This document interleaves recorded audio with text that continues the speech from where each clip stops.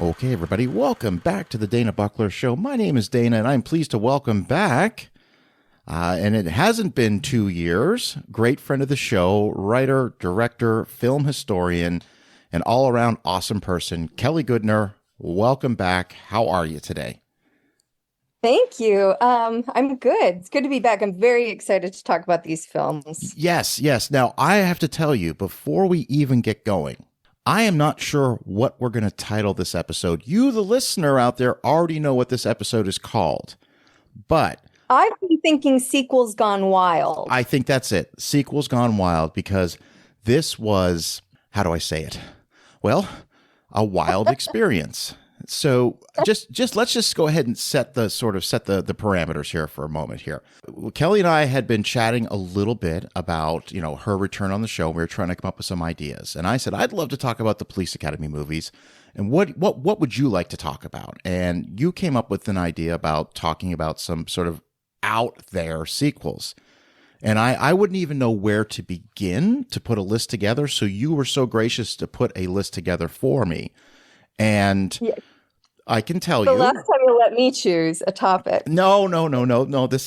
This was a very interesting experience. But I wanted to start by saying, of this list of 7 movies, only one had I seen before.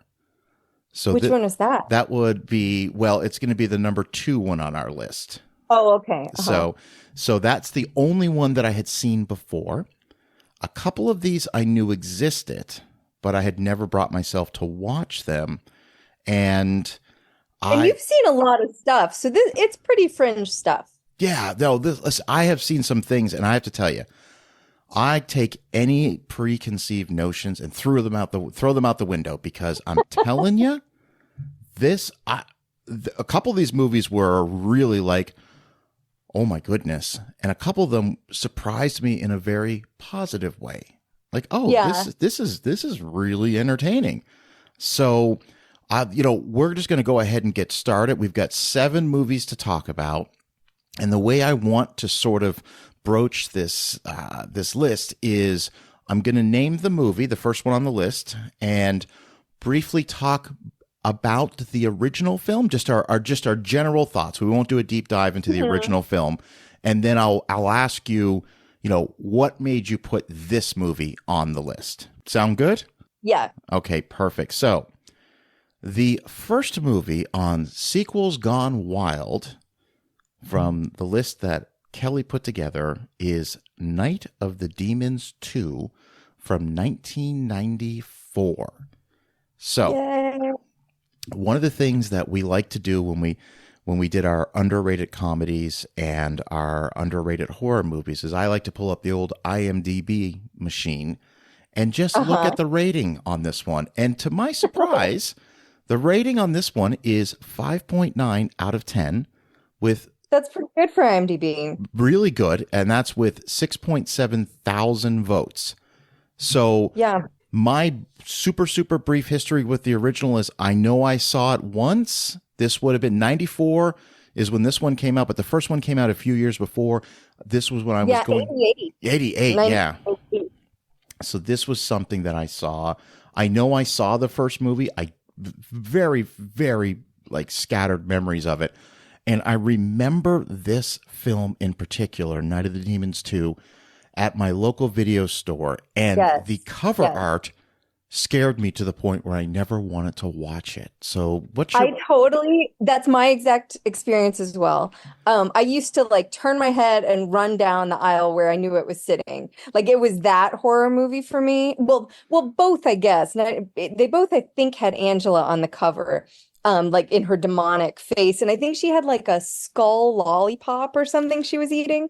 And anyway, scared the crap out of me. But then once I got more comfortable with horror, I was eventually I'm going to get up the nerve to watch Night of the Demons movies.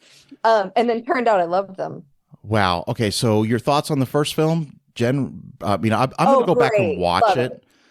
Yeah. Okay. And then what made you put this movie on the list? Well, first of all, I really like the cast. That always goes a long way with me. It's got this is one I discovered in high school with my best friend. And one of the things that was like, that we looked for in a horror movie back then was quotability, or really in any movie, quotability. And then we'd always like quote those things to each other. And this movie has so many quotes in it that are, you know, cheeky, sexual, whatever, you know, stuff you'd like in high school, basically. And so a lot of laughs, but also a lot of scares. And then, well, no, there's not, I don't know that anybody at the time of this movie was anybody. The original movie, the biggest person was Linnea Quigley, which in horror circles is pretty big. But anyway, as an adult, then I ended up meeting Brian Trenchard Smith, the director, and he's one of the most incredible, interesting people I've ever met, him and his wife. And they almost officiated my wedding. Really? Yes. It was like during the pandemic and there were logistic reasons why it didn't happen. But yeah. I'm a big fan of his. Like he's out of that Australian, like that. If you've seen that documentary, Not Quite Hollywood. Yes. Yeah. He's out of that school. He's actually not the only one on this list out of that school. And so crazy dude. Those Australian dudes of that period were pretty wild. But he's also like, I don't know, you know, this regal gentleman, like who you wouldn't be surprised if he was a knight. Like he fences. You know, he's very classy and smart and everything. And you would think like these movies, but yes, but they're all well done. You know, they're all like crazy content, but really well done. So the log line for this movie is high school students throw a Halloween party in a mansion haunted by a young demon. Feel like I've heard that pitch before, but I'll tell you what, this one. So I think it's important to kind of talk about where horror movies are in 1994. Yeah. We're 2 years away from sort of the renaissance that Scream will sort of bring horror back into the mainstream. But horror, as I like to say, it you know, fans of horror, there was always something for them. You know, you weren't getting the big theatrical releases, but there was always something for them. And this is a perfect example of that. But if you're looking at mainstream horror, you know, it kind of dies a slow death, no pun intended, by around 89, when you've got Halloween 5, Elm Street 5, Friday the 13th Part 8. And so it kind of got relegated to the direct-to-video market, and you were still getting some gems. So I'm just going to go ahead and say that was actually a huge that's like one of my favorite times in horror, weirdly, and just a weird subgenre that I like are direct-to-video sequels. So just in general, especially of movies you didn't even know existed in the first place, and then they've got a few sequels. Yeah, and that doesn't just, like you said, that doesn't just apply to horror. The direct-to-video sequels, there was a huge market for that, especially late 90s into the 2000s. It's something that still happens to this day. But I'm going to go ahead and just say this movie got to me a little bit. Body horror, graphic violence, that type of stuff has never been my thing, if you will. Obviously, there's another movie on this list that we'll talk about later on that I really struggled with. If you sure you can figure out. I've subjected you to traumas. Yes. Well, no, that's okay. That's okay. That's all right, because there's certain movies I can handle. I just have to get myself in that mindset. Practical effects, not real. Yes. Not real. Take a deep breath. It's fine. Yeah. That's one of the things I like about this movie, actually, is even though it's tongue in cheek in so many parts of it, it's still scary. The scares still work, I think. It was really, really effective.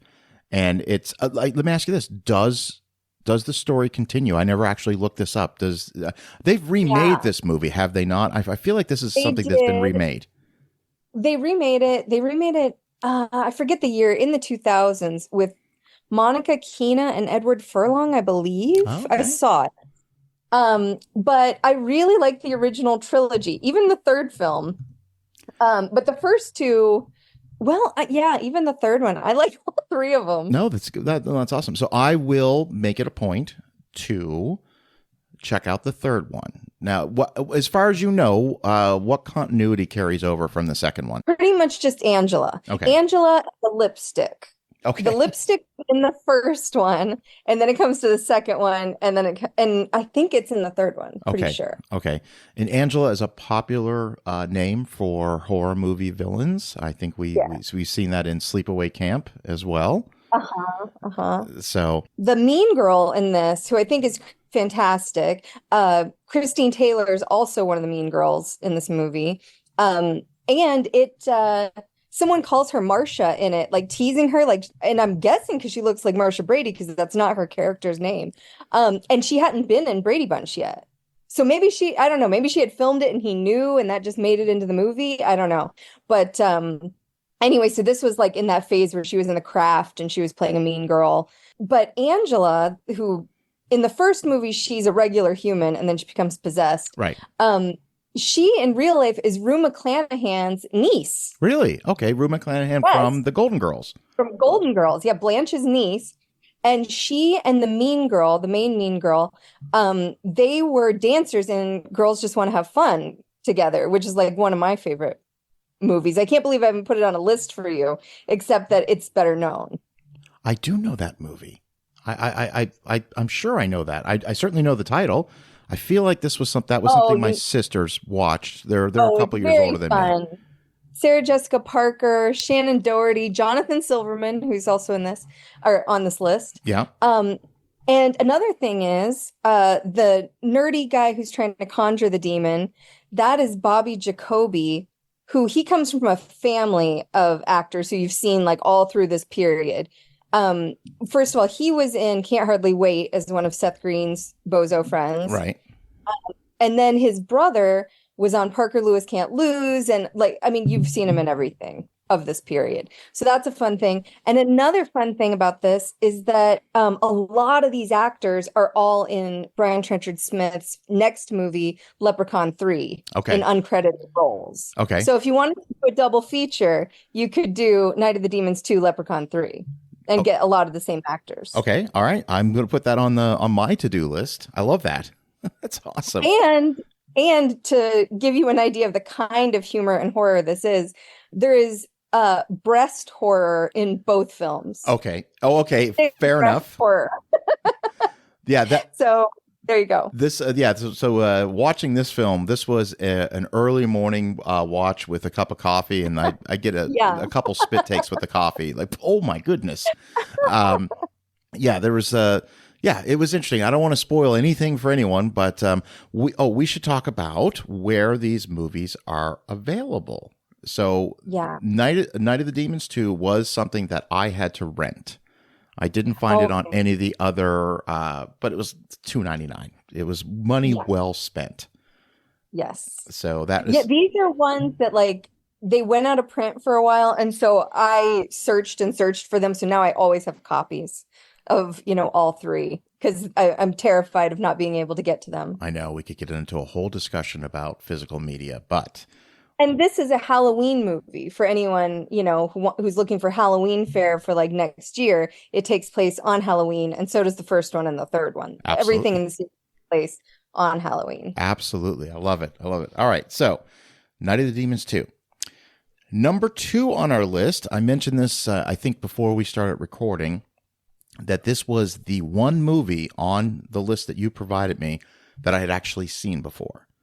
And, but I have not seen it since probably the year after it came out. It came out in 88. I think I watched this on home video in 89 and never watched it again until just recently. It is the opinions on this film are that it is sort of much maligned to the original. Yes, its director doesn't even like it. No, and there's this one I know a little bit about the backstory. So let's go ahead and just pull the Band-Aid off. We are talking about 1988's Caddyshack 2, which is, well, where do we start? The original Caddyshack. Well, I think if you know the backstory, that would be great. I don't really know how this came to be. Okay, so so from what I understand, because I guess we should start. We always want to talk about the original first. So I'm going to go out on a limb here and say, I like Caddyshack. It's good. It's not like my go-to movie from that era. I completely agree. I'm more of a Animal House, National Lampoon's Vacation type guy. But doesn't mean that I haven't seen the original Caddyshack quite a few times. And then I host here in Florida, I host a weekly dinner and a movie event at a restaurant here, where in their private room I set up like a little movie theater and have like a popcorn machine, and a group of people come in and I give a talk about a film, and then we watch it and everybody has dinner while the movie is playing. And Caddyshack is because golf is huge here in Florida, right? Is a movie that I do at least once a year, and it always plays well to the crowd. So the original Caddyshack, if it's memorable for anything, it's really memorable for introducing, not so much introducing, but this was Rodney Dangerfield's sort of coming out party. Like, I can be a movie star, because prior to this, he's nightclub, stand-up comedy, a lot of late show appearances. Even critics who were not kind to the original Caddyshack would always cite, Rodney Dangerfield as sort of the high point of the movie. So, yeah, and actually it's half written. Caddyshack 2 is half written by Harold Ramis, not just characters based on, but the actual script. And PJ Torek, wait, let me see if I can get this right. Torquevay, who wrote On Back to School, which was Rodney Dangerfield's other big one. Yeah. So it's kind of a Rodney Dangerfield voice, but without Rodney Dangerfield. Yes. Yeah. So John Peters, famed, infamous producer John Peters, held the rights to the Caddyshack movie. And his plan was to make a sequel to Caddyshack starring Rodney Dangerfield that wasn't necessarily about golf, but it was more or less just about his character and the wild adventures that his character from Caddyshack goes on. And so he enlists, like you mentioned, Harold Ramis and Harold Ramis' writing partner PJ, and offer Rodney Dangerfield $7 million, which for our younger listeners, that may not sound like a lot. That was a ton of money. From what I read, Rodney Dangerfield read Harold Ramis's first draft of the film, didn't like it, and did everything he could to get out of the movie. And eventually Rodney Dangerfield was able to back out. Warner Brothers tried to sue him for breach of contract, but they were never able to find anything written down that basically said that he had agreed to the movie. Everything was kind of just handshake deals. So when Rodney Dangerfield... I can see how that would make for a bad vibe. Yeah. You know what I mean? That anyone around the time would inherently not be thinking well of this movie. Yeah. And so also in my research, I found out that Bill Murray had agreed to do a little bit more than a glorified cameo for the second Caddyshack. Obviously, Chevy Chase agreed to be in the sequel, and Brian Doyle Murray was also asked to come on board to do some writing. And all of these individuals were pretty much ready to go with this, but as soon as Rodney Dangerfield backed out, both Murray brothers were out. Harold Ramis really desperately tried to pull the plug on this, and then John Peters said, "Well, come to New York. I want you to meet Jackie Mason." And Ramis was like, "No, like this has to end. We can't do this." So Harold Ramis tried to get his name off of the movie, and Peters basically said, if you back out of this, if you try, we're going to put this in the trade papers, and you're going to, everyone's going to know that it's impossible to work with you. So he allowed his name to be in there. So a little bit of the backstory regarding Caddyshack 2. I feel like, not having known any of that, I'm like, I think if you knew all of that, you would never get over it if you actually went through all of that. But I feel like a very light film came out of it. Oh, yeah. For all the heavy stuff. So one more fun fact about Caddyshack 2 is the movie was not screened for critics. And again, just to sort of emphasize, movie critics in the 1980s and even into the 1990s wielded incredible power to help promote your movie. I mean, if you got two thumbs up from Siskel and Ebert, you were going to have a hit on your hands. So this movie was purposely not screened for critics because Peters basically knew, like, listen, on the strength alone, we're going to have a great opening weekend. And then word of mouth is going to come out and it's going to fall off. But let's try to recoup as much as we can. So don't screen this movie for critics. Yeah. So I think sometimes those are really interesting movies, the ones where people get really scared. But, So I sit down with all this knowledge. I'm aware of all of this. And I'm saying to myself, I saw this movie once in 1989. By the way, just for the record, I would have been 11 years old at the time. And my memories were Dan Aykroyd making interesting choices in his character. Yes. And I have to tell you, it's not as bad as I remember. And I will say this, I found it perfectly watchable. It was, you know what the best way for me to describe this movie, Kelly? It was harmless. It was harmless. Sure. There's a real innocence to it. It's like light and fluffy. Yeah. Even though it's dealing with like kind of major, class disparity and stuff like that. He makes a couple of jokes about like, how Aryan and white the place is. Like it has a little bite.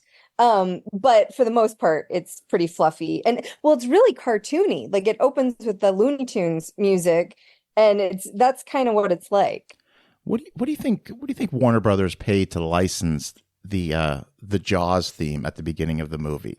Because they didn't just play like the 4 notes. Like they played like the full on. Like, I was listening. But they saved $7 million on Rodney Dangerfield. So that's probably where that money went. Because again, this is Warner Brothers. Jaws is Universal. So look, the cast in here is great.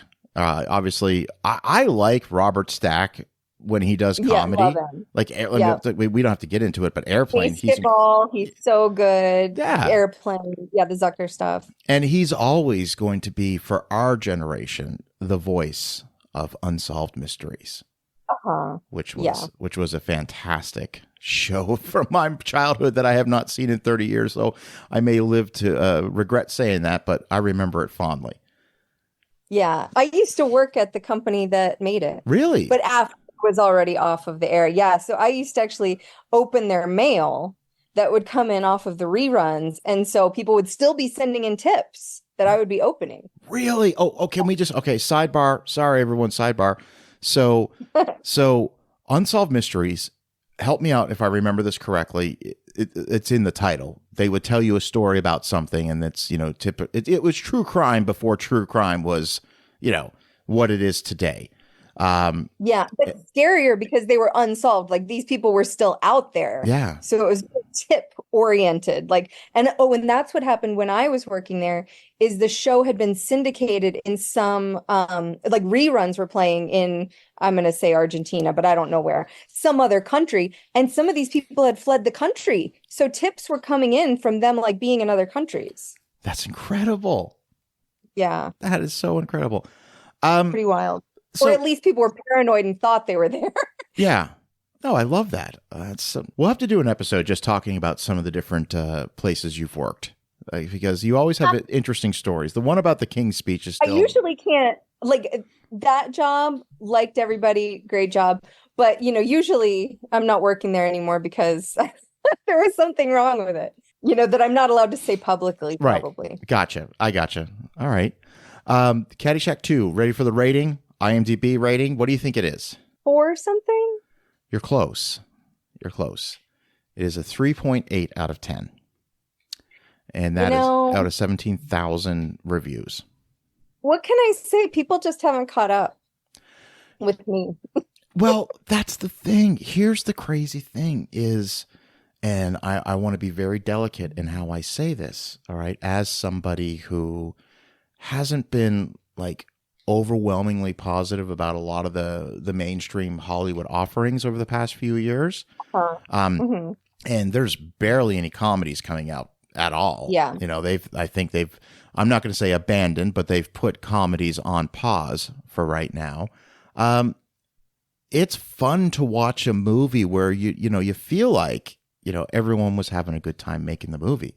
I mean, it had to have been an interesting experience because just the production design alone on this film had me just going, yeah, they put some work into this. They really did. Well, and there are a lot of, comedic gags and where there's a lot of timing, of things paying off when they do. So it had to take a lot of rehearsal and, a lot of work to make all of these things come off so well, I think.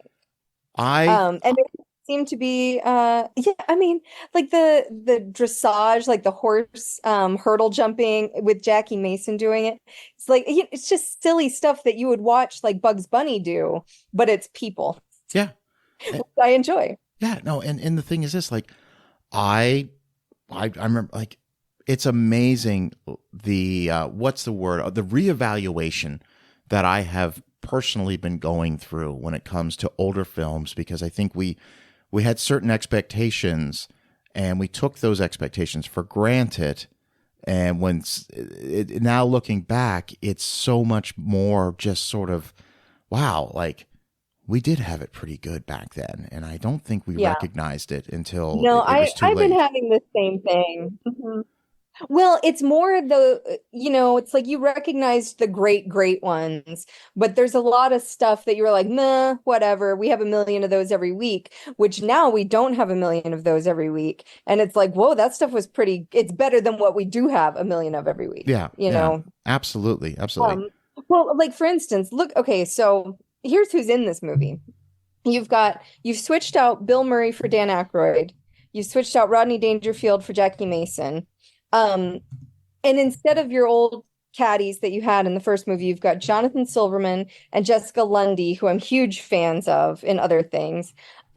China Phillips from Wilson Phillips is the mean girl. Diane Cannon is Jackie Mason's love interest. Like you said, there's Robert Stack. There's also Randy Quaid. There's Marsha Warfield from Night Court. Like, there's a lot of people in this movie. There is. Plus Chevy Chase. Sorry, forgot about Chevy Chase. Yeah. Reprising his role. And he makes me laugh so much in this one, too. It's like he's in Fletch mode. He's in like Caddyshack Fletch mode where he's, I don't know, the like cool guy always saying things off the cuff that like people aren't hearing, There's a snarkiness to his character that I really like, that I really respond to. And he's you're like right. Half idiot, half genius. Yeah. It's the I'm always gonna land on my feet character, no matter what. Like, and you feel that confidence in him. So yeah. But that's, I mean, I again, I mentioned that this was the only movie on the list that I had seen before, and I went into this viewing with the idea, well, because Kelly put it on the list, I'll soldier through it. I'll watch it. I'll watch it because and then I'm watching it going, I'm not hating this. I'm not hating this at all. Like, well, I'm enjoying this. Okay, so I wrote down what happened in the beginning just to give people an idea. Here's how you enter this movie. The gopher comes back to the music of Jaws. Then the young actors and caddies are on the golf course, and China Phillips makes Jonathan Silverman run all the way back to the clubhouse to get her a diet root beer. Yeah. And he does this to the Kenny Loggins theme song, Back to the Shack, with hot pink block italic credits. So that takes the whole credits. He gets back, gives it to her. She takes one sip, drops it on the ground, not wanting it anymore. Yep. And I'm like, I love it. Perfection. Everything about it, perfectly paced. I'm excited for this film. Yeah, it sets the tone right there.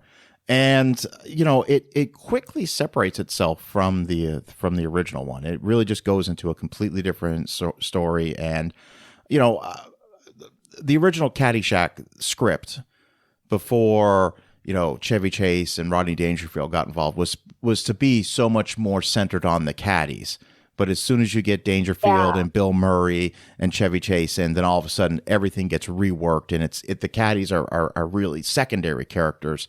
It's a little different in this film. Right. Well, and also, that's kind of like a thing going back to the Marx Brothers, like Night at the Opera. It's like they'd be doing their craziness and then they'd have a young couple they're trying to help. You know what I mean? Yeah. Like, who are not funny, but like they give the story some stability. Yeah. So, okay. So that was Caddyshack 2. So far we are 2 movies in. Caddyshack 2 is another movie that I did rent. And I'm putting recommendations on the first 2 movies. that you have Yay! put on the list. Now, okay. This is going to be a situation where... I'm sorry. One thing I wanted to add is I think Caddyshack 2 is an influence on Happy Gilmore. Because the absolutely. ending is very similar. Absolutely. Like it's a what do you call it? In Tennessee, we called it Goonie Golf. Mini golf tournament in the end. And there's like Dan Aykroyd is kind of Joe Flaherty's character from Happy Gilmore, trying to foil it and sabotage it. So anyway, I think the Happy Gilmore people like this movie. Oh, I'm sure. And interestingly enough, I just announced Happy Gilmore as my next dinner and a movie that I'm doing. So, okay. I thought you were going to say that the new one was coming out because I saw that there's a script of it. Well, that Adam Sandler had posted on his Instagram or something. Evidently, word on the street is it's in production. They're filming it. Mm-hmm. So, I'm sure it's going to be a Netflix. It was very big in Florida. Oh, when I was growing up. Well, I was in Knoxville at the time that film came out, and I think my friends and I saw that 3 times in the theater. Like, we couldn't get enough of it. It was huge. If and I'm actually working on an episode of my podcast talking about the SNL alum from the 90s, how each of them sort of went into making movies, talking about Mike Myers, Adam Sandler, Chris Farley, and sort of just talking about sort of their experiences as far as, who had the most, which of those films are the most enduring, the classics, and I think it should be a good episode. So, you're welcome to join me if you want to have that conversation. So I'm still just putting the outline together on that episode. As long as we can talk about David Spade. No, I'm actually... I don't know how sprawling you want to make it, but yeah, there's a lot to go into in that era. Like it's Pat, Stuart saves his family. I mean, there were a lot of SNL alumni that did not take past one weird movie. Yeah, Night at the Roxbury, which is, for some reason, my friends and I, we just love that film. We watched it all the time. I know, me too. Just couldn't get enough of it. And I'll tell you, this is when the first time I went to Los Angeles in 2020. This is pre-pandemic, so this was February of 2020.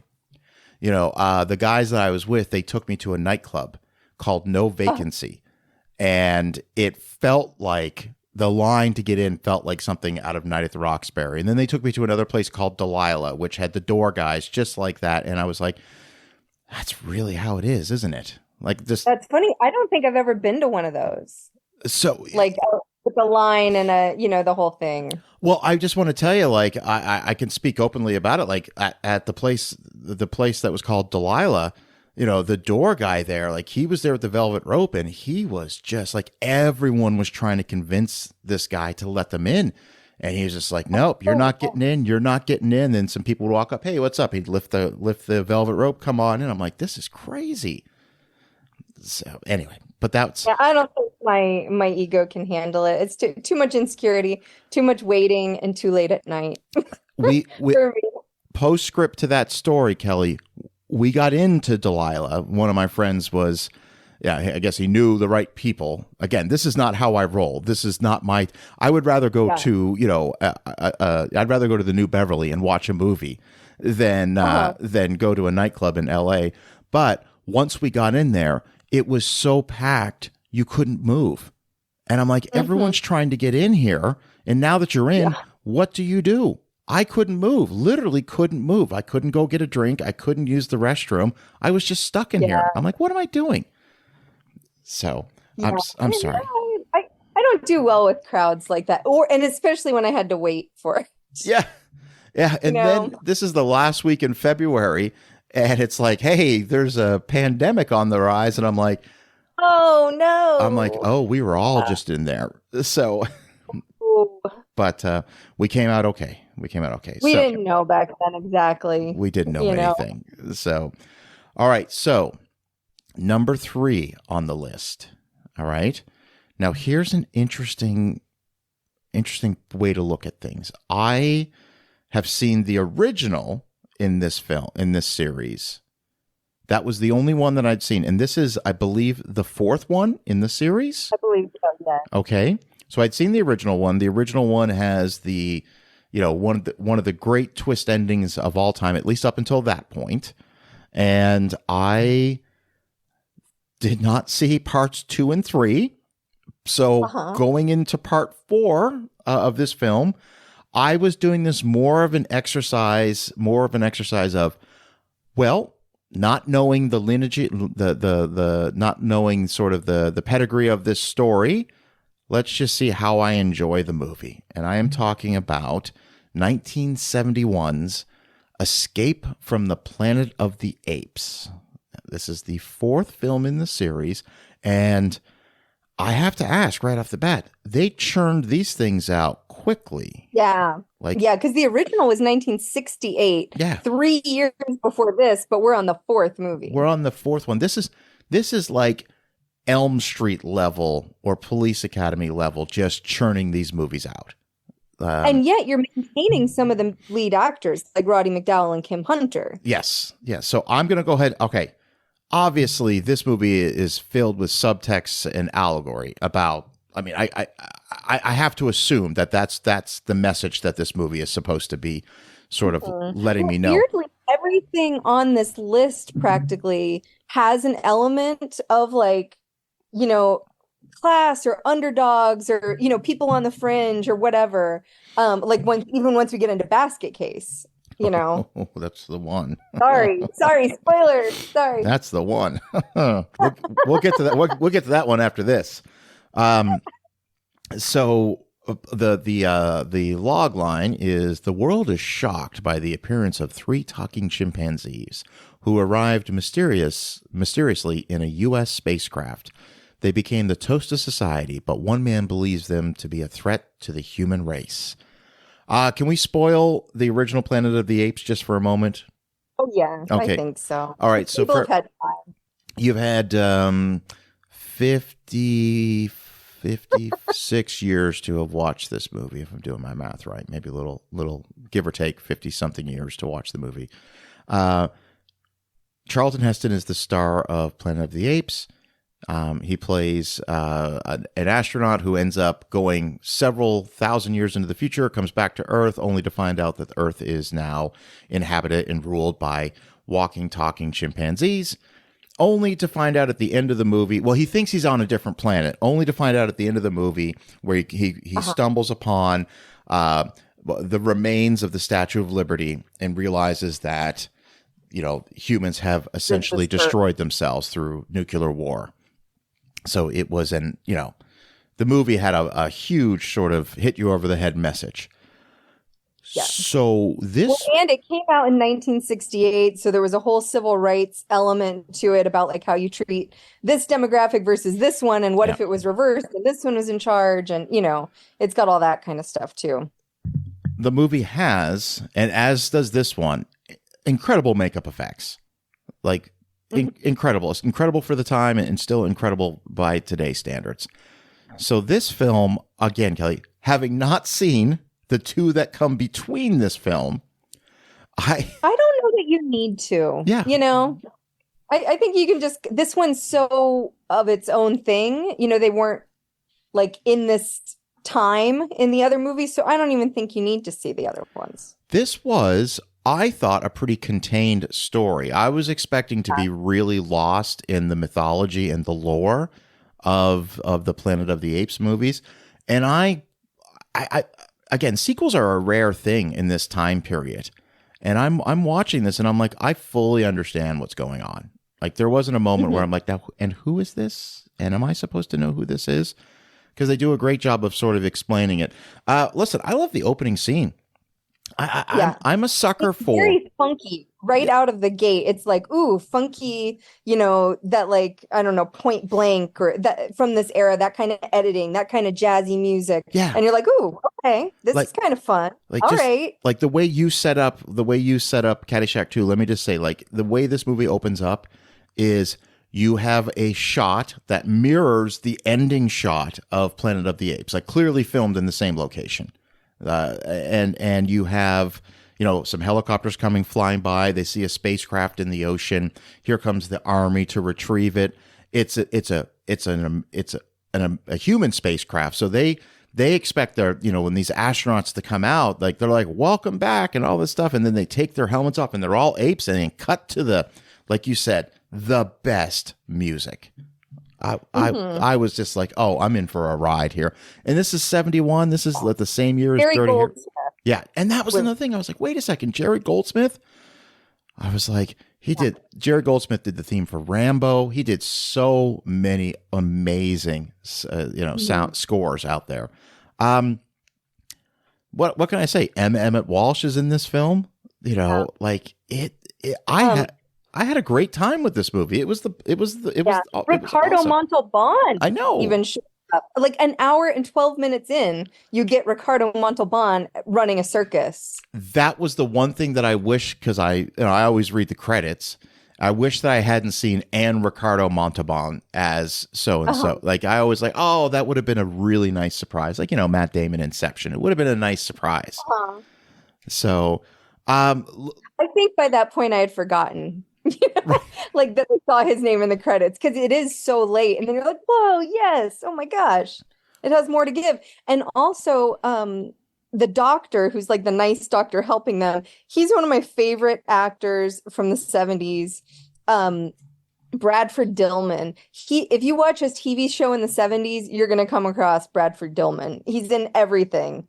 And so I'm always excited when he gets to be in something that's not a TV show. Okay. He's in like some of those disaster movies, the Irwin Allens. He's just in everything. So handsome kind of a dude. Who would he be by today's standards? Just to give our listeners an idea. I would say, like, if Paul Rudd didn't blow up into such a huge movie star, he's that type of a guy. Gotcha. Okay. No, that's good. Yeah. No, early Paul Rudd. Late 90s. Yeah, like everyone knew his name, I think, probably at the time, but he wasn't the huge movie star. Okay. I mean, who knows? I wasn't alive then. So what made you put this one on the list? Well, so I rewatched all of these movies, the original Planet of the Apes movies, like a few modern Planet of the Apes movies ago, to kind of, see where the series had gone. I had never done it. And so I decided to watch them all. And they're all really good. And they're all really unique. Kind of like this. Like they're almost all sort of self-contained things where it's like, oh, this is the one where they're, here. This is the one where they're there. And so they're all really fun. But I really like the swinging 60s. It's almost like Austin Powers with Talking Apes for part of it. And so that's super fun. Montage, they're picking out their wardrobe, learning about champagne, which they call grape juice plus. It's that kind of stuff. But at the same time, which I guess this is how Planet of the Apes movies always were, it's like this heavy stuff. And you can't believe how dark it gets at the end. But so I'm like invested in them being smart, because that's part of the concept, is everyone thinks they're apes, they should be stupid. And so they're obviously the smartest characters in the movie. And so I relate to kind of the heady discussions they're having and everything, but then we're also getting crazy swinging 60s stuff. Yeah. And I just think that that's really fun. I'm going to do something here. We're going to retroactively go back to the top of the list real quick, and I'm going to ask a question that I want to, we're going to ask it for each movie on this list, but I just want to retroactively go back and ask this question for the people out there that are listening that have not seen the movies we're talking about, nor the originals that they're based on. The question becomes, do you have to watch the original to enjoy the second one? Would you say that be the case excuse me, I'll edit that out. Do you need to watch the original to enjoy this sequel for each film? I think I chose movies where that was not the case. Okay. I've always actually kind of liked the experience that, like, what I was raised on was having HBO. So I didn't necessarily get to watch everything in the theater, but I got it at the video store and I got it on HBO. And at the video store, you knew what you were renting. But like on HBO or Max or something like that, you were just flipping channels. And sometimes you stumbled onto something and you didn't even know what it was, let alone that it was a sequel. And so I've always, like, I watched a lot of sequels that way. Yeah. And I always kind of like that experience of like, what? Oh my gosh. Like, because you're in this bigger world than the one movie even. And so I kind of like just coming into a sequel, but these I would say are more self-contained. Okay. In general. So we'll apply that to Night of the Demons 2, Caddyshack 2, Planet of the Apes 4, also known as Escape from the Planet of the Apes. I'm going to say so far, I have no intentions of, had no intentions of sort of ranking my favorites of the list that you gave me. But so far of these three, I'm giving all three of them a recommendation. I really enjoyed this movie. Well, it's very nice. It has like that pleasant, almost TV quality from the late 60s and early 70s that I just like it. I like the tone. I like that it's almost like a play because it's, even though it's sci-fi, it's mostly just people in rooms. I just think it's really interesting. Everything gets a bump for me when it comes to films that were, I'm going to say, pre-1990s. Anything that is pre-1990s automatically now gets a bump for me because, you know, what you see in camera, they actually had to film in camera. Oh, yes, completely. And by the way, in this film, I don't want to give anything away, but there's a real baby chimp in this movie toward the end. And I'm just thinking the whole time, that baby chimp is being held by humans in ape costumes. And what must it be thinking? Yeah, no, it was incredible. Incredible. So I like this one. By the way, rate it G, like completely, like if you're, if you're wondering. I had to balance out Basket Case 3. Yeah, well, we're going to talk about it in just a second. Okay, so the official IMDb rating for Escape from the Planet of the Apes from 1971 is 6.3 out of 10 from 42,000 reviews, which, if to know IMDb, that's pretty solid. It's a pretty solid rating. Now that brings us to number 4 on our list, and this is where we're going to have a bit of a conversation, because I broke a rule. I broke a rule of mine by watching this movie, or attempting to watch this movie, because I'm going to be full disclosure with you. I could not finish this film. I have had an issue with trauma movies my whole life. Is this trauma? It was definitely trauma that came up when I started it. And as soon as the trauma logo, which is, the cartoon New York skyline and the lights and Lloyd Kaufman presents, they may have just acquired it. Yeah, they might have. Okay, well then maybe that is the case. But that definitely made me go, uh-oh. Again, this is... Yeah, I kind of agree with that. Yeah. Because for me personally, I know that trauma films have a huge cult following. I get it. I totally get it. If there was ever a classification of that's not for me, that's trauma movies. Pretty much all of them. I get that. Romeo and Juliet was better. And then they'll do acquisitions sometimes, like they did Cannibal the Musical, right? By the South Park guys. So I have moments here and there, but I'm not really a Toxic Avenger person. I'm not really into it either, I must say. So also, this falls into the category of I hadn't seen the first two, even though I'm familiar with the first one being sort of this 80s cult classic movie. I had David Weiner, who is the director of the In Search of Darkness documentaries on my show. He's been on the show a number of times. And, he spoke briefly about the original Basket Case for one of the documentaries they did on 80s horror. So I know it's a pretty revered film inside that cult horror movie fandom. Yeah, I revisited it just so that in case people weren't familiar, that I was familiar with what happened, because it had been a while. And at the front of the first Basket Case, it said on the Blu-ray or whatever it is that I have, it says like from the collection of the Museum of Modern Art. Wow. So it's like there's definitely and sorry, that was for the first Basket Case, not Basket Case 3. But Henenlotter in some of those circles is very respected. Sure. Yeah. No, and I get it. But it's surprising. Yeah. Do you know that this movie has a rating of 4.8 out of 10, which I think is solid considering what the film is? Yeah. Wait, what did Escape from Planet of the Apes have? 6.7.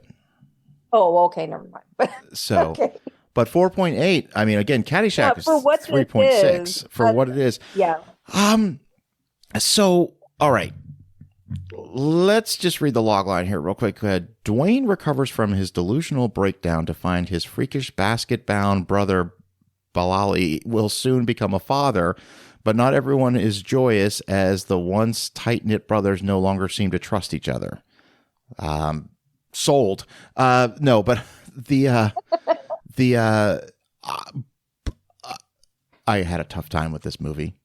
I'm just going to tell you, I had a tough time with it. The beginning is so shocking. Yeah. The beginning of this movie is the end of the last movie. That's the climax of Basket Case 2. And because, again, I hadn't seen those two when I first threw this on to decide whether or not I was going to recommend it. And so I just threw this on pretty cold. And I was like, what have I done? What is happening in this movie with how it opens? And I was like, I kind of love it. This is so crazy. Like, I don't know what I'm looking at. I don't remember who these people are, but wow. Look, there's some work that went into this film. You know, there's a lot of puppetry and all kinds of stuff going on in here. Like this isn't just a slap together film on a VHS, VHS camera from the 1990s. No. Like, there's some production design in this movie. Yeah. Basically these brothers, because they were Siamese twins, was the original story. They got separated, but they've got this telepathic connection. One looks like a normal dude, but he's got all these psychological kind of issues. And the other one is like a blob that lives in a basket. Yeah. Basically. It has like some claws and fangs and stuff. So that you find out in the first movie. And in the first movie, it's kind of like a what's in the box, what's in the basket, like for the first half of the movie or something. And that's kind of what gets it going. But in the second and the third movie, it becomes about them like being embraced into this group of fellow mutants or freaks. Yeah. And so the prosthetics are insane, but they're not realistic at all. They look like something off of almost a kid's show. Some of these mutants. Yeah, it was, again, trying to be as complimentive as I can for this movie. I struggled with this one. I couldn't finish it because it was really extreme in some parts for me. Now, other people are probably going to love this. Like, I'm not a Terrifier guy, so I'm not either. Yeah. But there's something about puppetry that just scares me. I don't know if it was seeing The Dark Crystal at too young of an age, maybe there's some primordial or interesting puppetry in general. Yeah. Like I love puppetry in general. I remember that old British show, The Spitting Image, watching that as a kid. And then Genesis Land of Confusion video scaring me to death. Mm-hmm. So I was obsessed with that video. I love that kind of stuff. So I think for me, it's more of a personal thing as to why I struggle with certain films and what it is. Like, when it comes to the Muppets, I'm fine. I'm not terrified of Fozzie Bear, but there's something about extreme puppetry like the Skeksis on The Dark Crystal that just scared me, traumatized me as a kid. Yeah. And I think, and these, they have little baby blobs. I know. There's a birth scene where they're 12 babies or something. They're all baby blobs. That was the part where I said, I'm out. I can't do this. That's amazing. So then you missed the ending in which Belial, the blob, gets into a machine like in Aliens that Sigourney Weaver gets into to fight the bad sheriff. Yeah. So no, I missed that. You're right. Part of me wants to go back and watch that because the way you just described that sounds amazing. Yeah, it's sort of like, whoa, now this is happening? Oh, I love it. Okay. All right, you know what? It's not a movie that runs out of steam. I'm going to watch it. I'm going to finish that out. I'm going to finish it. That said, honestly, I completely get it if somebody couldn't get past the first shot of this movie. Yeah. But if you do, it is so unique, and it's got like genuine heart. Like that's the weird thing about it is you can tell that they really care about this mutant freak society, and like everyone's heart really seems to be in it. And like they have this sort of matron who takes care of them all, and she like, is always nurturing all their individual needs and singing personality. Like it's a strange combination of things, but the technique of his filmmaking is solid. Yeah. And so it's weird when you have such, an adeptness at, in the craft, and you use it towards something so crazy. I'll just finish by saying I am glad this movie exists, because it's something. It really is. I'm glad it exists. It wasn't for me, but I can see where there are some individuals out there that are going to be like, this was wild. I had a great time. Because it is, again, like the title of the episode, wild sequels. This thing was wild. Yeah. So it's still one of the wildest things I've ever seen. Yeah. It was out there. It was out there. But and I'm always on the hunt to have my mind blown and like find something really wild. And it's still in the top 10 at least. All right. Maybe top 5. So that was Basket Case 3. That's available on Tubi. I should also mention that Escape from Planet of the Apes was another film that I rented. Basket Case 3 was on Tubi. Number 5 on our list will fall into the category of, it was something you had said to me when we were talking in the Police Academy episode, where just one little sentence you said, where you said, none of the Howling movies are like each other. Every Howling movie is drastically different from the other ones. And I had seen the first. Okay, so we're going to be talking about the Howling 3, the marsupials. Of course, the first one, the Joe Dante first one, is great movie. Great, it's classic. The Howling 2, very smart, scary, incredible effects. Yeah, yes, and the Howling 2, there needs to be, a documentary on the making. Just something has to happen to tell me about that movie, because I am on the new Vinegar Syndrome release of Howling 2, Your Sister is a Werewolf, on the audio commentary interviewing the director Philippe Mora. And Michael Mohan, who did Immaculate, he's on there also doing an interview with Philippe Mora about how this was all made. I can't wait. So you can have all of your questions answered. And they're wilder probably than you even think. I'm excited, because for that, talking specifically about the Howling 2, Your Sister is a Werewolf, I am kind of obsessed with that movie in a way that I can't explain. Like it's hypnotizing.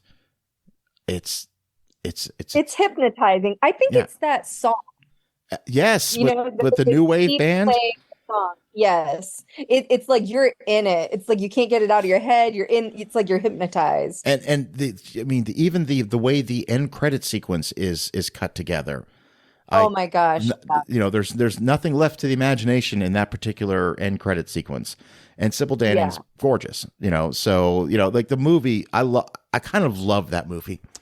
I had never seen the Howling 3, the marsupials. All right, so but weirdly, same director. So even though it's so different from Howling 2, the same guy made it. And it was his, baby to make this one. So that is one of the things that I wanted to talk to you about, because I feel like, hang on just a second. Oh, sorry. And also Philippe Mora. Sorry, should I stop for a minute? No. Please. I'm just typing something in. So please continue, please. He's Philippe Mora, the director of Howling 2 and 3. He is also out of that Australian film world. He's technically French, but he moved to Australia. And so he was part of that big movement with Brian Trenchard Smith, who did Night of the Demons too. Right. Okay. So another wild Australian. Let's talk about why. Okay. Sort of. Again, he's not Australian, but you know what I mean. I have seen there's another movie in the Howling list, the Howling, the New Moon. New Moon. Have you seen that one yet? Yeah, I. Which one is that? Is that the fifth one? The sixth? It's one? the one with the Australian, the Australian lead actor who he goes to like. I don't remember. I did review them all when I did Howling 2, but the last few I kind of went quick through. Okay, having interviewed Philippe Mora, the director of both Howling 2 and Howling 3. And you could have put any Howling movie on this list. You could have, believe me. I've seen a couple of the other ones. Why this one? 2 and 3 both belong. Certainly, you could put 2 on here and think that was the craziest one. But Howling 3, there, I'm a person who I really do kind of love to blow people's minds, and again, not that Howling 2 wouldn't have done it, but it's a more popular film. Like it is a lot of people's on their favorites list. Howling 3, I don't know if as many people got to, and then it's crazier once you do get to it, but it's got a lot of wild practical effects and just some scenes that you just can't forget a movie that has these scenes in it. It has a ballerina werewolf, a marsupial human birth. Yeah. It has werewolf Oscars. It has a lot of interesting things in it. And so it, like, in terms of classical filmmaking and story, it's the wildest of the whole group here. So at least traditional, it's kind of all over the place. But there are, and even that is kind of fun in a campy way. But some of these just scenes of, again, werewolf ballerina, marsupial birth, werewolf Oscars.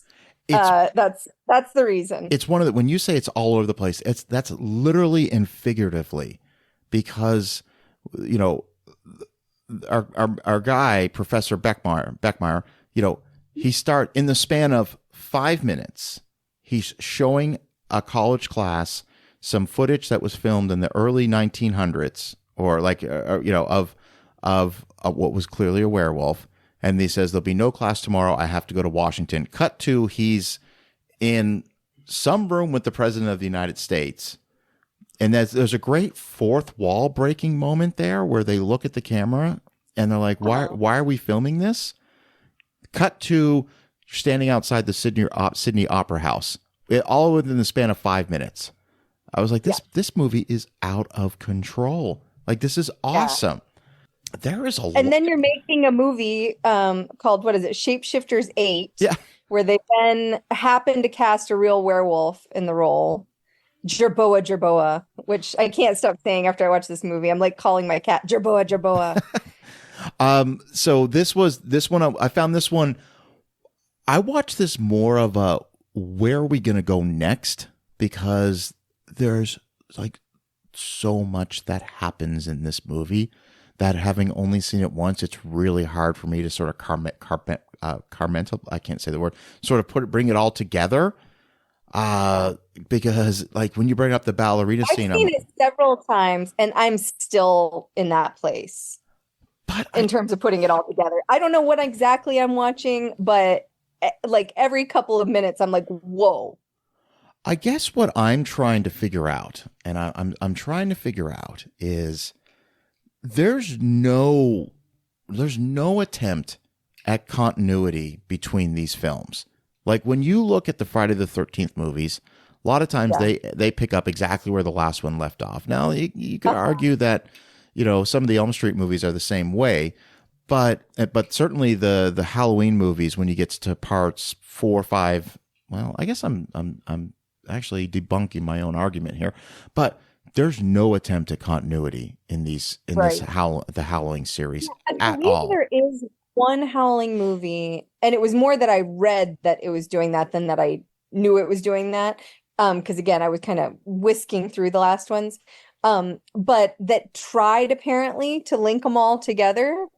I don't know how successful it was exactly, but one of them eventually was like, maybe we could stitch all of these into something that was intentional. My hat is off to them at least making that attempt. I really like that. I enjoyed this film. I did. It says it has a PG-13 rating on IMDb. I'm not buying that for a moment. I thought that was really interesting. Well, maybe, we'll see. But here's the rating. Are you ready for the IMDb rating for the Howling 3, the Marsupials?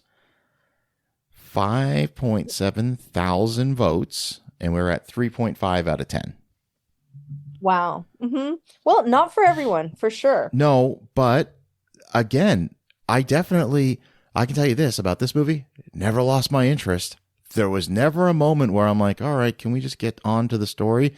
Because everything that was happening was like, I've invested enough time in this movie to know that this scene could go in any direction. And I'm on board for where this is going to go next. I really am. So I enjoyed Well, and then you get a baby werewolf, yes. which is another practical effect kind of puppetry thing. I don't know if that was weird for you, but I loved the baby werewolf. I had a good time with this film. I really did. Still though, I'm urging you to watch the Howling New Moon, I think it is. Okay, I'm going to go back and watch the ones that I went too quickly with. Maybe it's even 6, because I feel like I was kind of with it for 4 and 5, and then I started going too fast. So maybe it's the 6th one. I believe it's called Howling New Moon Rising. I think that's what it's called. Yeah, that sounds familiar. And the reason I want your opinion on it, because it's the most bizarre movie I've ever seen in the sense of like filmmaking, if that makes any sense. Like when you watch the movie, you're like, this feels like it was made by a middle school troupe, like the decisions they make in the movie. It's not graphic violent at all. There's almost nothing that happens in it, but the story is that the guy who made the movie, he found this little small Southwest town in America and just put everybody in the movie, like just hired them all to be actors in the movie. And it's such an interesting, I cannot stop watching it. You have to see it. I'm going to go get it. I'm going to do that. And I'm going to do Leprechaun 3 to see where all those people from Night of the Demons 2. I mean, Leprechaun 3 is great anyway, but I'm going to watch it. So close to Night of the Demons 2, it'll mean more. All right. So I'll ask you the question with the Howling 3. Do you feel like anyone needs to watch the original to enjoy this film? Absolutely not. Yeah, I'm going to agree with you on that one. So that is going to bring us to the 6th movie on our list. This is the 3rd movie. I actually, this one, I had seen the original a couple of times. This is Bring It On, All or Nothing, which will be the 3rd movie in the Bring It On series. And again, I just want to say your list is so diverse. It is so diverse. This one's a real change of pace. It's going back to the Caddyshack 2 mode. Yeah. So I had not seen the second Bring It On, but the first Bring It On with Kirsten Dunst and Elijah Dushku, that was a very successful film. And this is an example of something you talked about, like, to the best of my knowledge, this was not a theatrical release movie. I don't think so. This falls into, I know Universal has a whole division where they do movies like this, like they do several American Pie sequels, and so I think this falls into this category. So I went into this film, number one, realizing that I'm probably not the target audience for this movie. Even though I enjoyed the first one, I when I saw it, I didn't seek it out. I think at the time I was dating someone and she wanted to watch it. I was like, yeah, let's go to the theater. I think everyone at that time had to watch Bring It On. I think it was just so popular. Like eventually you had to just check it out. So going into this film, I was going in with a sense of, this is not going to be really for me, but I'm going to go ahead and give it a try. And I was, again, pleasantly surprised. I thought this was better than it had any right to be, if that makes sense. Yeah, no, that's exactly the right sentiment for this movie. Is like, why is this so good? Like the opening the opening fake out, if you will. I thought, because I thought, well, I'm a sucker for movies that still do like good choreography. All of a sudden things just break into a dance. She's All That was like the last movie to really do that for me, that I was like, oh, that just came out of nowhere and it just works. So I was really pleasantly surprised with this film. And this becomes sort of, the fish out of water story, which is like the traditional one. And but I found it to be, the subject matter to be a little edgy by today's standards. I was like, oh, I mean, there are some lines in here which I'm not going to repeat, where I'm just like, oh yeah, I guess 2006 you could still say that and we wouldn't interpret that. It was very interesting for that reason, because at the time that the Bring It On movies came out, if you're not familiar with them, it's like a white cheerleading team and a black cheerleading team, basically, like from two different kind of, maybe they're in the same school district, but whatever, their competition. Anyway, and so it's a little bit, it gets into that, class and race, but mostly it's just a cheerleader movie. It's like we dance different a little bit, like different, I guess I would say like, well, the only way to say it is privileges, but like, it's not really about that. It's more of a culture clashy kind of thing. Yeah. But, which I guess is why it was so popular. But now that society has come so far and gone through so much, it reads different. Yeah. It plays different. You're like, whoa. Yeah. So this one log line here is a transfer student, which is Hayden Panettiere. How do you pronounce her name? I can never pronounce her name correctly. I say Hayden Panettiere. Okay. I don't know that that's correct. So a transfer student to a rough high school tries joining the cheerleading squad, and she not only faces off against the head cheerleader, but against the former school in preparation for a cheer-off competition. And watching this movie, it's interesting because when you're living in the moment, you don't know how the decade you're in is going to be defined. I don't know how the 2010s are going to be defined. And I certainly don't know how the 2020s are defined. But I feel like it takes 20 years. Yes. At least. So, but watching this movie, this felt like a movie from the 2000s. It had all the vibes. It had the pre-social media vibe, the pre-smartphone vibe to it, but not 90s. Like, this didn't have the clueless. It was on the verge because they had video phones somehow. They were doing like video chatting, but they had flip phones. Yeah. So it's right on the verge. So I appreciate it. And I thought, for a movie that was not obviously getting a theatrical release, I thought the performances were really good. I thought the choreography was great. And I really enjoyed the movie. I was like, wow, this is, again, going into this movie saying to myself, this is not going to be for me. I was like, oh, no, this is actually really good. And I appreciated, the edginess of the film by today's standards. I was like, oh, no, yeah, this is good. Yeah, no, I'm always curious about this one whenever I revisit it, like, will it hold up? And every time I rewatch it, I'm like, yeah, no, this movie's good. But it's also like, even though it's direct to video, you've got a Rihanna video at the end starring the characters in the movie for Hey Mr. DJ. You've got Gwen Stefani songs, like, it's high end direct to video. Yeah. And the head mean girl is Solange Knowles, Beyonce's sister. Oh, okay. So I didn't know that. Okay. Yeah. So again, but this is interesting because I'm always fascinated by history. So this is 2006. This is something that's going to come out in every Hollywood video, every blockbuster. This is pre-streaming. So you put this up on the shelf, at a blockbuster, it's getting rented. Like, people are getting, so there's a market for this movie. Maybe cost $15 million to make the film. I haven't looked. Let me just see if I can pull up the budget here. But a movie like this it's going to be successful, and then you're going to have no problem selling it. It doesn't have a budget listed here. You're going to have no problem selling it around the world. And these movies made money. and there was a market for these films. And they continued to make them after this. There's like a fourth one after this that stars Christina Milian. I mean, so they were still getting kind of name-ish. Like, I don't remember what Hayden Panettiere had done at the time of this. Like, she had been on TV. And she was a child actor. So, she was somewhat known. But yeah, these Bring It On movies don't get low budge. Right. They all stay pretty slick.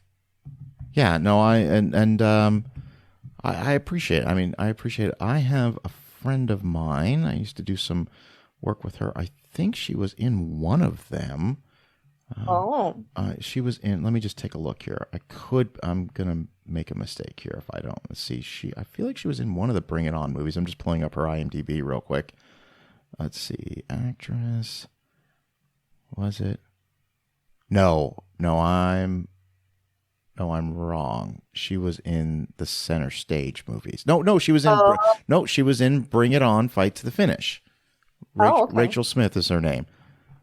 So, okay, I don't know if I saw that one. And I don't think I've seen the past few. That one is listed as 2009. Okay. So yeah, I'll have to check that out. And she was also in two of the Center Stage movies. So that's interesting. That's interesting. So great time with this movie. This one's a recommendation. This is, I think I can answer that question. Like, no, you don't have to have seen the first one. I don't think there's really that much continuity. Yeah. No. Different characters. Completely different. The other thing I will point out that's very 2006 era is the new dance move, like the crane in Karate Kid or whatever. Yeah. The new thing they're going to try in this one is crumping, which, is like angry dancing. It's like fight dancing. Yeah. And like, just that is so fun. And Hayden Panettiere, however you say her name, is so fantastic. Like, she's so game. She's so spunky. Like, she does everything. You're like, is there anything she can't do? Yeah, no, I agree 100%. She's great. Love her. Like, I've never been disappointed with anything that I've seen her in. Like, she's awesome. Agreed. She's great in the Scream movie too. Was it Scream 4? Was that the one she was in? The last Wes Craven one? I think she was like a New York detective or something. Something like that, yeah. She was in one of she was in Scream 4, but then she was in one of the new ones. Oh, okay. I haven't seen the... She was in the most recent new one. Oh, I did see... Yeah, that's right. I did see that one. See how quickly I've forgotten it. I did see that one. It was because I think she was like still playing that same character from 4. She survived somehow. She survived. I love that. That's what I love about horror movies is sometimes they just survive. You don't know how it happens, but they survive. I've seen like this person, bring them back. Like I've seen it trending recently that Matthew Lillard is in talks to be in the next Scream movie. I'm like, hey, listen, they'll figure out a way. They brought Skeet Aldrich back, so no. Jimmy and I were just talking about that like nowadays in movies and TV, we don't really get that upset when someone dies because they almost always bring them back. Exactly. And you're like, is this real? Do I really want to go down this emotional place with you when like you're probably just going to flip it around? Yeah. Oh, let's see. All right. So the rating on IMDb for Bring It On, All or Nothing. It's 23,000 votes, is 5.6 out of 10. I think that should be higher. Wow. Yeah. No, I think not enough people have seen it. And then a lot of people go in with preconceptions that they just can't shake. Yeah. Because I think if this just came out like on its own, you never knew another one existed, you'd be like, whoa, that was pretty fun. Yeah, I agree. I watched Bring It On, All or Nothing on Tubi. I also watched, if I didn't mention already, Howling 3, The Marsupials. I watched that also on Tubi. Basket Case 3 is also on Tubi. I think Bring It On 3, I went back just yesterday to try to rewatch it, is not there anymore. Oh, okay. So this would have been early October, I think, when I watched it. So maybe they took it off the November schedule. Yeah, it might be somewhere else now, but I think it's gone from Tubi. So I'm a big fan of the world we're living in with, your Tubis, your Freebies, your Plex, your all these services where you get the free movies. I'm totally fine with the commercials on those. So I am too. It's great. All right. So that brings us to the last one on our list. This was I'll cut right to it. It's 1993's Warlock, the Armageddon, starring unfortunately, the late Julian Sands. We'll get into particulars of what happened to him, but very sad story there. Warlock, I can't believe it. I know. It was tragic. So let me tell you my history with the original Warlock movie, okay? I was at a birthday. I have to look this up. The original Warlock came out. Let me just take a look here. Warlock, 1989. Okay. So it's probably 1990 when I'm having some friends over to the house and we rent the original Warlock. And we're like 12 years old, Kelly. Uh-huh. And the scene involving the tongue, if you know what I'm talking about, that freaked us all out. And we turned the movie off as 12-year-old boys. We're like, oh, no, this isn't for us. This is not for us. And we proceeded to watch Bloodsport instead. Of course. So I have, when I say a limited history with the Warlock movies, that like the first 10 minutes of the first one is all I'd ever seen. So I went into this movie incredibly cold, not knowing much of anything about the story, the franchise, if you will. I'll read the log line here. An order of druids train their children to battle an evil warlock determined to unleash Satan upon the world by bringing a collection of 5 mystic rune stones together. Interesting. Almost like Thanos collecting the stones. Yeah, exactly. It's way ahead of Marvel on this. Way ahead. That was my big thing. Okay, so you ready for my 2-second review of the film? Loved it. Loved it. What? Loved it. Had a great time with this movie. I thought the birth at 12 minutes in, when you've had 2 birth scenes, and then there's the one at 12 minutes in, I thought he might be out on this one. No. So I watched this one after Basket Case 3. So I can tell you that scene, although tough, I was already desensitized by Basket Case 3, so it was not as bad. And I just, I was totally fine. Like, totally okay with that. This movie was wild. And this movie had me doing where do I know that guy from? Where do I know where do I know her from? Ton of people, from the police chief, from the Lethal Weapon films to John Candy's son in Great Outdoors. I'm like, it was a who's who of Archie Armstrong. Yes, there's Dracula, Bruce Glover, Crispin Glover's father, Charles Hallahan. There's so many people in this movie. This was wild, and I say that in a good way. It's so fun too because they seem like the least magical guys ever. They seem like very salt of the earth, practical, real. Like the Lethal Weapon captain and R.G. Armstrong, Bruce Glover, you know what I mean? And they're like these magical druids who look like farmers, but they just happen to also practice, their old druid roots and are making things float in the air, leaves float in the air. And all that kind of stuff is so fun. And I like this era of special effects because it was kind of the end of practical effects being the go-to, and so it was really kind of at the peak of where practical effects could go. Yes, and the old school. No, I won't even always say practical because a lot of it's camera tricks, like optical and stuff like that. Yeah, but it's still that classic older style before everything went to digital. So they had really mastered things by this point, and it looks really interesting. All of the flying and the magic, and and then that birth thing, just the gloop. That he's having to come out of is I just enjoy it. I enjoy this period for that. I'm not familiar enough with Julian Sands, the actor. I know he was, here's my very limited memory with him. Arachnophobia. There it is. Oh, that's my limited memory of him. I always think of Boxing Helena. A movie I've never seen. I'm familiar with the log line, the premise of the film, but I've actually never seen it. It's very disturbing, I think. Sounds like it. But I've seen Basket Case 3, so I feel like I can handle it at this point. I guess that's true. You at least get Sherilyn Fenn. Yes. Helena. So this movie, I don't know how many Warlock movies there are. Again, I don't know either. I should say also that I came into it the same way as you, pretty much. I found this one like late night on Cinemax, you know, when I was in high school.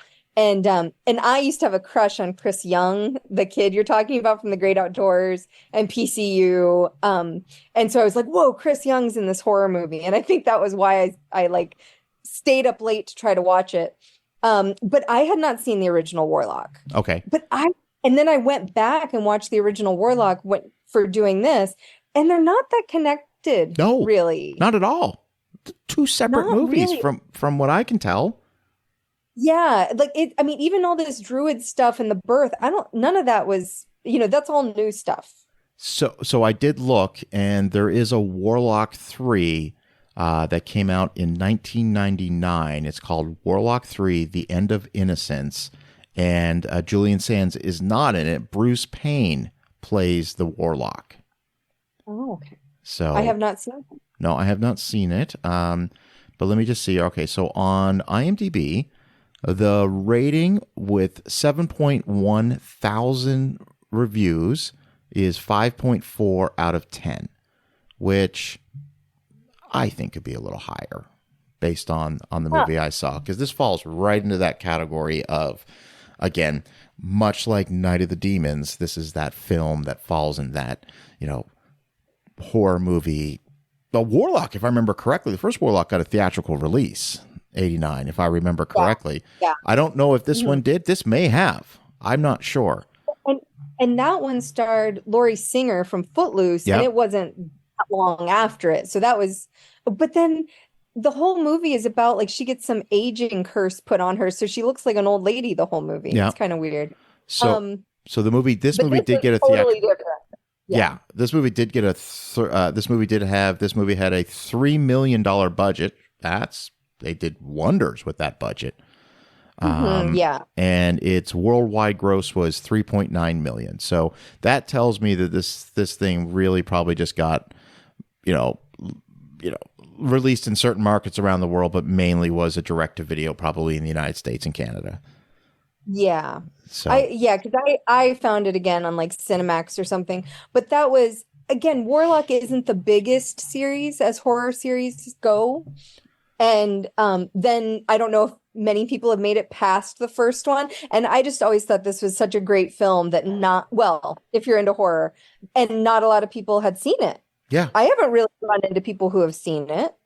No, I didn't see it. I've never seen it. And you know, Julian Sands, when I watched this film, I'm like, why wasn't this guy in way more, you know, like, because he's like a gorgeous, you know, actor. Like where's I can picture him in so many, you know, British period piece type movies that would have come out in the 90s, and this guy would have been perfect in those films. Yeah, and he did some of them, but he always had smaller roles, or roles where he didn't talk a ton. Yeah. You know, sparser dialogue. And yet I have no idea why, you know, I guess just he's a physical presence. Yeah. Enough that's how people see him. I just want to check one thing on his credits here. Give me just a moment. It was very, he did pass away a little too early, a little too soon. Let me just see here. I just want to double check. Yeah, it wasn't, because he just seems like an in-shape guy, like, you know, and also a magical warlock. So you think, what could happen to him? Yeah. So I believe, if I remember correctly, I want to say 2007. Was he not in one of the Ocean's movies? I don't remember. There's a part of me that, who am I thinking of? There's a scene in Ocean's 13 where Al Pacino plays, you know, the bad guy, you know, and he's got this high-tech security room inside the casino, and I swear that was Julian Sands telling him, "I'm sorry, it's the system. the whole thing has to reboot. I feel like that was... I remember that scene, but I don't remember who was in it. I don't remember when Ocean's 13 came out. So... Okay, so I looked it up. Ocean's 13. Julian Sands plays Greco Montgomery. Yes, he was the inventor of the AI computer system that was sort of running the bank's hotel. And he is like they have to reboot the whole thing, and he's just, the room is in lockdown, and Al Pacino is like, you have to turn everything back on. He's like, I can't, unfortunately, it's the system. Like, that's Julian Sands. I remember him now. So I just remember that. It was good. I enjoyed that movie. Yeah, no, I like all those. He was in Naked Lunch. Yeah, okay, yeah. So I'm and A Room with a View was his Merchant Ivory movie. A Room with a View. I'm looking at his filmography, and he never stopped working. He did. I mean, just incredible. I watched on Plex, and thank you for introducing me to Plex, because it was not an app that I was using. I wasn't either. I only watched it to watch Warlock, and now I use it. Yeah, no, great titles on there. I was like, I wasn't sure if Plex was like a Tubi where they were free, and so I'd just quickly signed up for an account, and there it was, and I was like, oh, this is the great selection of titles on Plex. So that was awesome. Yeah. Yeah, it's a good one to remember. Yeah, perfect. It's a new discovery of a good movie and a good platform. So. Absolutely. Well, thank you. And thank you for being on the show. I had a great time talking with you on this incredible list of wild sequels. Yeah, no, I am so proud of you that you made it through all of these. Because, I made them up, and then later, after we've had a little time preparing or whatever, I'm like, what did I do? He's gonna think I'm a crazy person. No, because you did a list. You've done twice now. You did underrated comedies, you did underrated horror movies. Had a great time with all of these. This was the list that I looked at and went, whoa. But in the back of my mind, I said, I tend to align with Kelly on a lot of the films that she recommends. So I'm going to get through this. Again, the only one for me that became too much and that was a challenge was Basket Case 3. Everything else I got through, no problem. I thought Basket Case 3, Howling 3, and Warlock 2 were where we could run into some trouble, but because they are gross. Yeah, but I got through it. And I'm glad I did. So thank you so much for being on the show. I can't wait to have you back. We'll come up with another topic. Like maybe we'll do the SNL 90s alumni and just that's pretty fun. That there's a heck of a discussion there. So Kelly Goodner, thank you for being on the Dana Buckler Show. We'll talk soon. Thank you so much. All right, thank you. Absolutely. And for everybody listening, my name is Dana Buckler, and I will catch up with you guys soon.